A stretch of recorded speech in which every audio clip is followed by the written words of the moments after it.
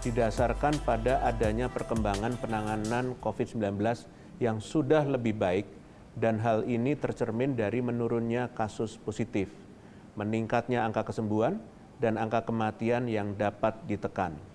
Namun demikian, pada tahap PSBB transisi ini, kegiatan masyarakat tetap harus berpedoman pada protokol kesehatan 3M serta ketentuan lainnya yang bertujuan untuk memutus mata rantai penularan COVID-19.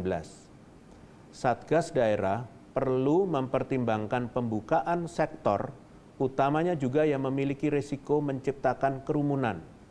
Maka dari itu, tahapan prinsip pembukaan sektor berdasarkan kondisi COVID-19 ini perlu sangat hati-hati serta terus dievaluasi keadaannya di lapangan.